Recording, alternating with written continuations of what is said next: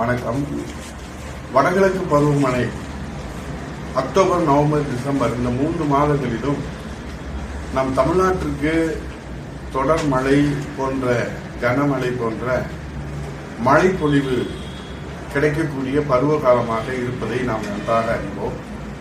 ஆகவேதான் இந்த 3 மாத காலங்களிலே அக்டோபர், நவம்பர், டிசம்பர், அதாவது தென்மேற்கு பருவமழை முடிந்து வடகிழக்கு பருவமழையிலே நமக்கு கிடைக்கக்கூடிய இந்த மழைநீர் பருவ காலத்திலே அந்த மழைநீரை சேமித்து வைப்பதற்கும் தொடர்மழை கனமழை வருகிற போது அதிலிருந்து மக்களை பாதுகாப்பாக மீட்டு அவர்களுக்கு நிவாரண உதவிகளை வழங்குவதற்கும் நாம் பல்வேறு முன்னெச்சரிக்கை நடவடிக்கை எடுக்க வேண்டும் என்று அரசை மாண்புமிகு எதிர்க்கட்சியினுடைய தலைவர், வருங்கால முதலமைச்சர் புரட்சித் தலைவர் எடப்பாடி அவர்கள் தொடர்ந்து வலியுறுத்தி வருகிறார்கள். ஏற்கனவே தூத்துக்குடி, சென்னை, திருநெல்வேலி போன்ற மாவட்டங்கள், சென்னை போன்ற மாவட்டங்கள் நீரிலே மூழ்கியது. ஒரு சொட்டு தண்ணீர் கூட தேங்காது என்று இதிலே அவர்கள் வாய்ச்சல் வீரர்களாக இருக்கிறார்களே தவிர வாயிலை வடை சுடுவதில் தான் அவர்கள் தங்களுடைய கடமையாக கண்ணும் கருத்துமாக செய்து வருகிறார்களே தவிர களப்பணியிலே, கள ஆய்விலே அவர்கள் பூஜ்ஜியமாகத்தான் அவருடைய திமுக ராஜ்யம் இன்றைக்கு செயல்பட்டுக் கொண்டிருக்கிறது.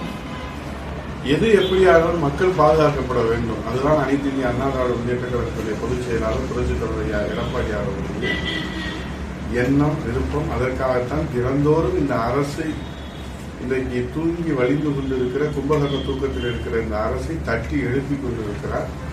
தன்னுடைய போர் வாளாக தன்னுடைய அறிக்கையின் மூலமாக ஆழ்ந்த அனுபவத்தோடு, ஆழ்ந்த கருத்துக்களோடு இந்த அரசுக்கு ஒரு நல்ல வழிகாட்டுதலையும் மக்களுக்கு அதன் மூலமாக கிடைக்கக்கூடிய பாதுகாப்பையும் வலியுறுத்தி வருகிறார்.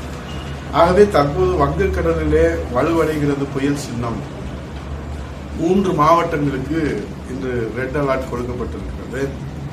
வங்கக்கடலில் உருவான காற்றழுத்த தாழ்வு நிலையானது தாழ்வு மண்டலமாக மாறியிருக்கிற காரணத்தினாலே டெல்டா மாவட்டங்கள் மற்றும் கடலோர மாவட்டங்களிலே சூறாவளியுடன் கனமழை பெய்யும் என வானிலை ஆய்வு மையம் தெரிவித்திருக்கிறது. இந்த எச்சரிக்கை எதற்காக கொடுக்கப்படுகிறது?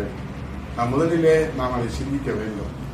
வானிலை ஆய்வு மையம் ஒரு எச்சரிக்கை கொடுக்கிறது என்று சொன்னால், அரசு நிர்வாகம் போர்க்கால அடிப்படையிலே துரிதமாக மக்களை பாதுகாக்கிற நடவடிக்கை, நிவாரண முகாம்களை தயார் செய்தல், குழுக்களை தாலுகா வாரியாக, வருவாய் கிராமங்கள் வாரியாக, ஊராட்சி வாரியாக குழுக்களை அமைத்து தயார் செய்தல், பாதிக்கப்படுகிற லோ லைன் ஏரியா, தண்ணீர் தேங்குகிற அந்த வல்னரபிள் லொகேஷன் என்று சொல்லக்கூடிய அந்த பகுதிகளை கண்டறிந்து அங்கே கூடுதல் கவனம் செலுத்துவதற்கும் மாவட்ட நிர்வாகம், பேரிடர் மேலாண்மை துறை இவையெல்லாம் தயார் செய்ய வேண்டும். உணவு போதுமான அளவு வழங்க வேண்டும். மின்சாரம் தடையின்றி கொடுக்க வேண்டும். அதே நேரத்தில் மருத்துவ முகாம், இன்றைக்கு காய்ச்சல், இந்த பருவமழை காலங்களிலே காய்ச்சல் காட்டுத்தீயாக பரவுகிறது. ஆனால் அதற்குரிய மருத்துவ சிகிச்சை எங்கேயும் கொடுத்ததற்கு இந்த அரசு தயாராக இருப்பதாக தெரியவில்லை. காய்ச்சல் முகாம், மருத்துவ முகாம் இவையெல்லாம் இந்த பருவமழை காலத்தில் நடத்துவது என்பது காலங்காலமாக கடைபிடிக்கப்பட்டு வருகிற ஒரு நிகழ்வு. அதை கூட இந்த அரசு கவனம் செலுத்துவதற்கு யார் அறிக்கை வெளியிட்டாலும், எதிர்கட்சி தலைவர் அறிக்கை வெளியிட்டாலும் அவருக்கு ஒன்றும் வேலையில்லை என்று சொல்வது, முதுபெரும் தலைவராக தமிழகத்திலே போராடி கொண்டிருக்கிற ஒரு மிக மதிப்புக்கும் மரியாதைக்குரிய தலைவர் ஒரு கேள்வி கேட்டால் அவருக்கு ஒன்றும் வேலை இல்லை, ஆகவே அறிக்கை கொடுக்கிறார் என்று சொல்வது. அப்படியே நீங்கள் இன்றைக்கு முதலமைச்சராக வந்திருக்கிறீர்களே, பிறக்கிற போதே நீங்கள் முதலமைச்சராக வந்துவிட்டீர்களா? அறிக்கை வாயிலாக அரசு இன்றைக்கு நீங்கள் சுட்டிக்காட்டியது எதிர்கட்சியாக இருக்கிற போதும், எதிர்கட்சி தகுதி இல்லாத போதும் நீங்கள் அறிக்கை விட்டதே கிடையாதா? அப்போது அறிக்கை விடுகிறவர்கள்லாம் வேலை வெட்டி இல்லாதவர்களா? இது ஒரு புதிய ஒரு இலக்கணமாக, விளக்கென்ன முதலமைச்சர் சொல்வது என்று மக்கள் பேசுகிறார்கள். ஆகவே இது போன்ற ஒரு அடாவடித்தனமாக பேசுவது என்பது ஒரு முதலமைச்சர் பதவிக்கு அழகு என்பது நமக்கு தெரியாது. எதிர்கட்சி தலைவர், பிரதான எதிர்கட்சி தலைவர் இன்றைக்கு சொல்லுகிறார் என்று சொன்னால் அவர் வயிற்றெரிச்சலை பேசுகிறார், அவருக்கு பொறாமை. எதிர்கட்சி தலைவருக்கு என்ன பொறாமை, என்ன வயிற்றெரிச்சல்? மக்களுக்கு நன்மை செய்வதற்காக மக்களுடைய வாக்குகளை பற்றி நீங்கள் இருக்கிறீர்கள். நீங்கள் சொல்வது உண்டு, இங்கே நடப்பது உண்டு. ஏடிக்கு போட்டியாக நீங்கள் அறிக்கைக்கும் உங்களுடைய கள நிலவரமும் அங்கே கலவரமாக இருக்கிறது. அதை சுட்டிக்காட்ட வேண்டிய பொறுப்பு இன்றைக்கு மாநில எதிர்கட்சி தலைவருக்கு இருக்கிறது. பிற கட்சிகள், இன்றைக்கு பெரிய கட்சிகள், வளர்ந்த கட்சிகள், வளர்ந்து கொண்டிருக்கிற கட்சிகள், இன்றைக்கு அவர்களெல்லாம் அரசியலத்திலே சுட்டி காட்டுகிற அந்த கடமையை செய்தால், ஒரு ஜனநாயக கடமையை ஆற்றுவதை கூட நீங்கள் கொச்சைப்படுத்தி பேசுவது எந்த அரசியல் அநாகரிகத்தினுடைய உச்சத்துக்கு இன்றைக்கு முத்துவேல் கருணாநிதி ஸ்டாலின் சென்றிருக்கிறார் என்பதுதான் அவருடைய கோபம், அவருடைய இயலாமையை காட்டுகிறது. அந்த ஆத்திரம் அவருடைய நிர்வாக குளறுபடியை காட்டுகிறது. அவருடைய கோபம் அவருடைய அரசு ஸ்தம்பித்திருப்பதை காட்டுகிறது. ஆகவே இன்றைக்கு நம்முடைய தென்கிழக்கு வங்கக்கடலில் உருவான காற்றழுத்த தாழ்வு பகுதி காற்றழுத்த தாழ்வு மண்டலமாக வலுவடைந்திருக்கிறது. இதனால் மயிலாடுதுறை, நாகப்பட்டினம், திருவாரூர் உள்ளிட்ட டெல்டா மாவட்டங்களில் அதிகனமழை, அதாவது கனமழை, தொடர்மழை, அதிகனமழை பெய்வதற்கு ரெட் அலர்ட் விடப்பட்டிருக்கிறது. சிவகங்கை உள்ளிட்ட 6 மாவட்டங்களுக்கு ஆரஞ்சு அலர்ட் எச்சரிக்கை விடுக்கப்பட்டுள்ளது. ஆகவே இன்றைக்கு தென்கிழக்கு வங்கக்கடலிலே ஆழ்ந்த காற்றழுத்த தாழ்வு பகுதி உருவாகி நேற்று காற்றழுத்த தாழ்வு மண்டலமாக வலுவடைந்து தெற்கு வங்கக்கடல் மற்றும் பூமத்திய ரேகை ஒட்டி கிழக்கு இந்திய பெருங்கடல் பகுதியிலே நிலை கொண்டிருக்கிறது. இன்று வடமேற்கு திசையில் தமிழகம் இலங்கையை நோக்கி நகர்ந்து ஆழ்ந்த காற்றழுத்த தாழ்வு மண்டலமாக வலுவடையும். அதாவது காற்றழுத்த தாழ்வு மண்டலம், ஆழ்ந்த காற்றழுத்த தாழ்வு மண்டலம், இது புயல் சின்னத்திற்கு முந்தைய நிலையை நாம் பார்க்கிறோம். ஆகவே இது புயல் சின்னமாக உருவாக்கக்கூடிய நிலையிலே இந்த ஆழ்ந்த காற்றழுத்த தாழ்வு மண்டலத்தின் நகர்வு காரணமாக தமிழகத்தினுடைய கடலோர மாவட்டங்களில அடுத்த 4 நாட்களுக்கு கனமழை பெய்யும் என்று எச்சரித்திருக்கிறார்கள். தமிழகத்திலே அநேக இடங்களில் இந்த மழை பெய்யக்கூடிய நிலைமையை நாம் பார்க்கிறோம். குறிப்பாக மயிலாடுதுறை, நாகப்பட்டினம், திருவாரூர் இந்த மாவட்டங்களில் 21 சென்டிமீட்டருக்கு மேல் மழை பெய்ய வாய்ப்புள்ளது என்றும், விழுப்புரம், கடலூர், அரியலூர், தஞ்சாவூர், புதுக்கோட்டை, சிவகங்கை மாவட்டங்களில மிக கனமழை, அதாவது 12 முதல் 20 சென்டிமீட்டர் வரை அங்கே மழை பெய்ய வாய்ப்புள்ளது என்றும், அதேபோன்று ராமநாதபுரம், திருச்சி, பெரம்பலூர், கள்ளக்குறிச்சி, செங்கல்பட்டு மாவட்டங்களிலே கனமழை பெய்ய வாய்ப்பு இருக்கிறது என்றும், கடலூர், மயிலாடுதுறை மாவட்டங்களிலே அதி கனமழை ரெட் அலர்ட் எச்சரிக்கை, அரியலூர், திருவாரூர், நாகப்பட்டினம், தஞ்சாவூர், புதுக்கோட்டை, விழுப்புரம் மாவட்டங்கள் அங்கே மிக கனமழை, அதாவது ஆரஞ்சு அலர்ட். சென்னை, செங்கல்பட்டு, காஞ்சிபுரம், ராமநாதபுரம், சிவகங்கை, திருச்சி, பெரம்பலூர், கள்ளக்குறிச்சி மாவட்டங்களிலே கனமழை பெய்வதற்கும், நாளை மறுநாள் செங்கல்பட்டு, காஞ்சிபுரம், விழுப்புரம் மாவட்டங்களிலே இதுபோன்று இன்று, நாளை, நாளை மறுநாள் இதுபோன்ற ஒரு நிலையை நாம் பார்க்கிறோம்.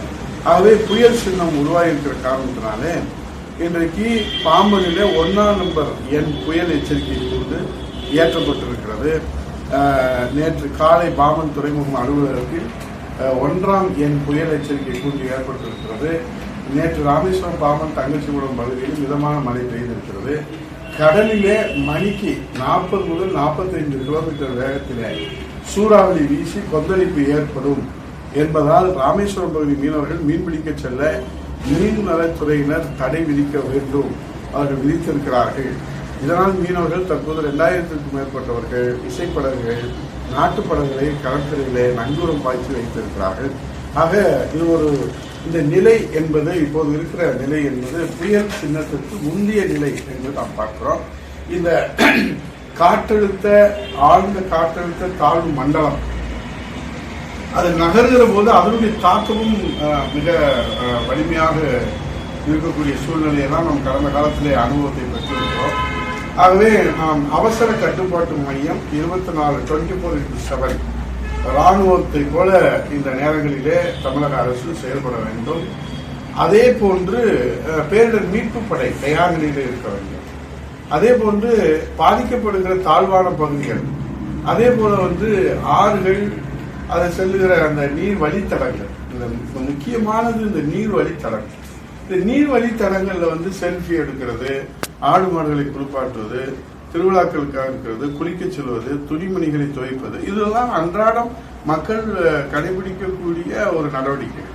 ஆக இதை தடை செய்ய வேண்டும். வருவாய்த்துறை, காவல்துறை, உள்ளாட்சித்துறை இவர்கள் ஆங்காங்கே விளம்பர எச்சரிக்கை பலகைகள் வைக்க வேண்டும். அந்த நீர்வழித்தடங்கள், ஆறுகள், கால்வாய்கள், இந்த பகுதி. ஏன்னா நீர் ஓட்டத்திலே புதிய அந்த அழுத்தங்கள் ஏற்படுகிற போது பள்ளங்கள் எங்கே இருக்கிறது, மேடு எங்கே இருக்கிறது என்று நாம் கணிக்க முடியாது. ஆகவே தண்ணி தேங்கி இருக்கிற பகுதிகளிலே மக்கள் நடமாட்டத்தை முற்றிலுமாக தடை செய்ய வேண்டும். அதே போல மழை காலங்களிலே மின்னல் தாக்கி இறப்பவர்கள் எண்ணிக்கை மிக அதிகமாக ஒவ்வொரு ஆண்டும் வந்து கொண்டே இருக்கிறது. கடந்த மழைப்பொழிவிலே கூட மின்னல் தாக்கி இறந்தவர்கள் அது இருக்காங்க. அதே போல மின்சாரம் தாக்கி இறந்தவர்கள்.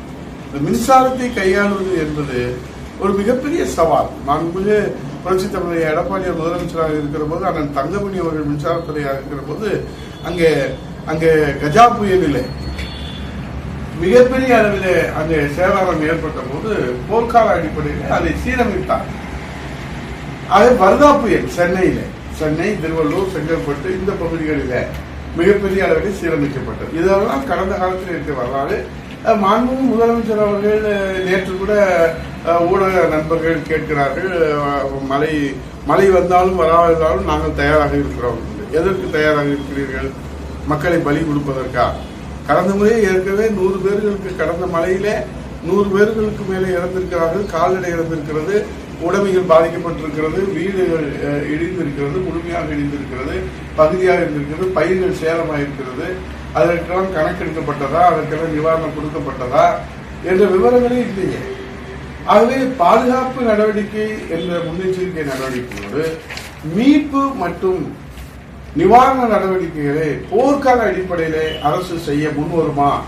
இந்த வடகிழக்கு பருவமழையிலிருந்து தமிழக மக்களை காப்பாற்றுவதற்கு முத்துவேல் கருணாநிதி ஸ்டாலின் அவர்கள் முன் வருவாரா?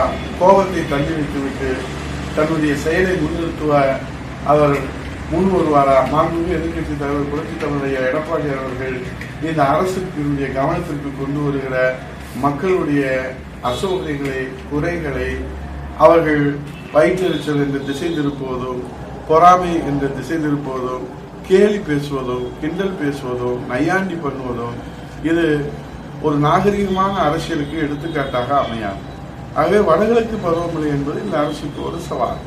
இந்த சவாலிலே நீங்கள் வெற்றி பெறுவதற்கு களத்திலே நீங்கள் நின்று பணியாற்ற வேண்டும். வெறும் அறிக்கைகளை கொடுத்துவிட்டு ஆய்வுக் கூட்டங்கள் என்ற செய்திகளை வெளியிடுவதால் மட்டும் மக்களுக்கு பாதுகாப்பு ஏற்பட்டு விடாது. புரட்சி தமிழக எடப்பாடி அவர்கள் கஜா புயலிலே அங்கே மையம் கொண்டு இருக்கிற போது நாகப்பட்டினம் மாவட்டத்திலே முன்னாள் அமைச்சர் OS மணியன் அவர்கள் எச்சரிக்கை செய்து 1,00,000 பேர்களை நிவாரண முகாமிலே மழை தொடங்குவதற்கு முன்பாகவே தங்க வைத்து உணவு, மருத்துவ வசதி, குடிநீர் வசதி, கழிப்பறை வசதி, படுக்கை வசதி அத்தனையும் செய்து கொடுத்தார். இது ஏதோ நான் தற்பெருமைக்காகவோ இதை சாதனை என்றோ சொல்லவில்லை. இது பாதிக்கப்படுகிற மக்களுடைய அந்த கண்ணீரை துடைக்க வேண்டிய கடமையும் பொறுப்பும் இந்த அரசுக்கு இருக்கிறது. அந்த பொறுப்பை உணர்ந்து இந்த அரசு செயல்பட முன்வருமா என்றால் இதையெல்லாம் நாங்கள் இன்றைக்கு மக்களிடத்திலே சொல்லுகிறோம் என்று சொன்னால் அது ஊடக வெளிச்சம் எங்களுக்கு கிடைக்கவில்லை. ஆகவேதான் இது போன்ற சமூக வலைதளங்களிலே இந்த அரசின் கவனத்திற்கு நாங்கள் கொண்டு வருகிறோம். அரசு விரைவாக செயல்பட வேண்டும். முடிந்தால் இந்த ஊடகங்களை இதை நீங்கள் மக்களிடத்திலே கொண்டு சேர்த்தால் இது இந்த அரசுக்கு ஒரு எச்சரிக்கையாக இருக்கும் என்பதை சொல்லி முன்வருவாரா முத்துவேல் கருணாநிதி ஸ்டாலின் மக்களின் கண்ணீரை துடைப்பதற்கு என்று கேட்டு விடைபெறுகிறேன். நன்றி, வணக்கம்.